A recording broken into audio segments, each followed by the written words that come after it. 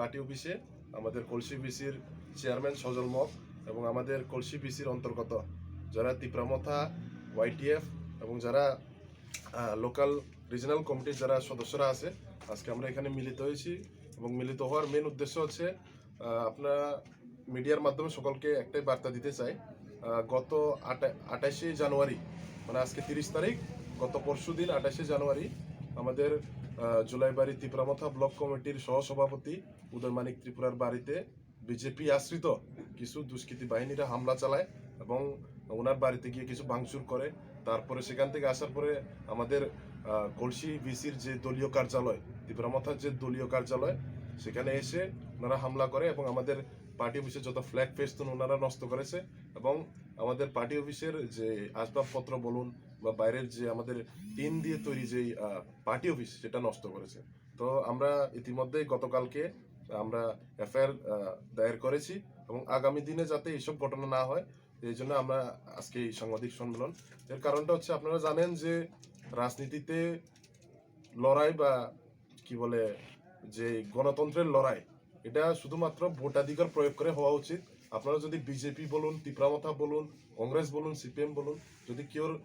কোনো পার্সোনালভাবে যদি কোনো নেতার উপর আক্রমণ, পার্টি অফিসের উপর আক্রমণ, সেটা যাতে না হয় এটার জন্য আমাদের আবেদন। এবং আমি বিজেপি যারা আশ্রিত যারা দুষ্কৃত বাহিনী আছে তাদেরকে আমি বলতে চাই, জোলাইবাড়ি বিধানসভা কেন্দ্রের শুধুমাত্র কলসি নয়, প্রত্যেকের জায়গাতেই আমরা দেখেছি বারবারান্ত আগেও এটা আজকে কলসিতে দ্বিতীয়বার এই ঘটনা, 28 তারিখে যে ঘটনা, এর আগেও একবার হয়েছে আমাদের দলীয় লোকের মাথায় চোট পড়েছে, বাড়িঘরে আক্রমণ আমরা আগেও দেখেছি। এটা সহ আজকে কলসি বিসিতে এই দ্বিতীয়বার এই ঘটনা এবং এই ঘটনা যাতে পুনরাবৃত্তি না হয় আমরা বারবার আবেদন করছি। এবং যারা এইসব কাজে জড়িত আছে ওনারা কোনো পার্টির সম্পদ নয়। আজকে ক্ষমতায় যারা রাজ্য সরকার যারা ক্ষমতায় আছে, বিজেপি আইপিএফটি সরকার যারা ক্ষমতায় আছে, আজকে ওদের গুন্ডা বাহিনী হিসেবে ওরা কাজ করছে এবং পার্টির নাম কালিমালিপ্ত করছে এবং পার্টি 4 বছর ধরে ত্রিপুরা রাজ্যে যে সরকার চালাচ্ছে 4 বছরের যে এই ব্যর্থতায় ওরা মাথা বা মুখ লুকানোর জন্য আজকে তারা সন্ত্রাসের মানে কি বলে সন্ত্রাসের সাথে এসেছেন। তো আমি বলতে চাই এসব ঘটনা না হোক এবং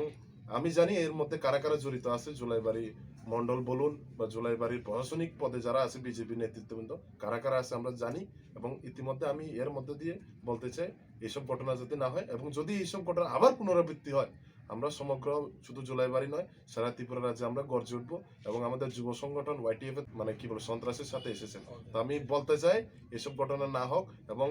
আমি জানি এর মধ্যে কারা কারা জড়িত আছে, জুলাইবাড়ি মন্ডল বলুন বা জুলাইবাড়ির প্রশাসনিক পদে যারা আছে বিজেপি নেতৃত্ববৃন্দ কারা কারা আছে আমরা জানি এবং ইতিমধ্যে আমি এর মধ্যে দিয়ে বলতে চাই এইসব ঘটনা যাতে না হয় এবং যদি এইসব ঘটনা আবার পুনরাবৃত্তি হয় আমরা সমগ্র শুধু জুলাইবাড়ি নয় সারা ত্রিপুরা রাজ্যে আমরা গর্জে উঠবো এবং আমাদের যুব সংগঠন ওয়াইটিএফ এর তরফ থেকে আমরা বলছি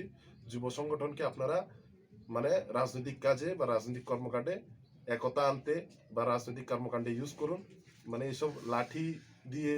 বাইক বাহিনী দিয়ে যদি আপনারা আক্রমণ করেন এর প্রতিবাদ সমগ্র ত্রিপুরাবাসী জনসাধারণ দেবে। কারণ আজকে 2022 সাল নতুন বছরের জাস্ট একটা স্টার্টিং হয়েছে, প্রথম মাস, এর মধ্যে দিয়ে আপনারা জানিয়েছেন যে আপনাদের যে 4 বছরের যে শাসনকালে আপনারা শুধু গুন্ডা রাজ চালাচ্ছেন, কিন্তু তিপ্রামথা সেটা চায় না এবং আমরা এই যে ঘটনা আপনারা করেছেন তিপ্রামথার নেতার বাড়িতে আক্রমণ, পার্টি অফিসে আক্রমণ, এটা আমরা চাই না এবং আমরাও আপনাদেরকে আক্রমণ করতে চাই না। যদি আমরা আক্রমণ করি একটা ভাবে আক্রমণ করব, ভোটাধিকার প্রয়োগ করে আপনাদেরকে 2023 সালে সরকার থেকে আমরা সরাবো, এটা আমি বলতে চাই। এই বলে আমি আমার সংক্ষিপ্ত কথা এখানে শেষ করছি।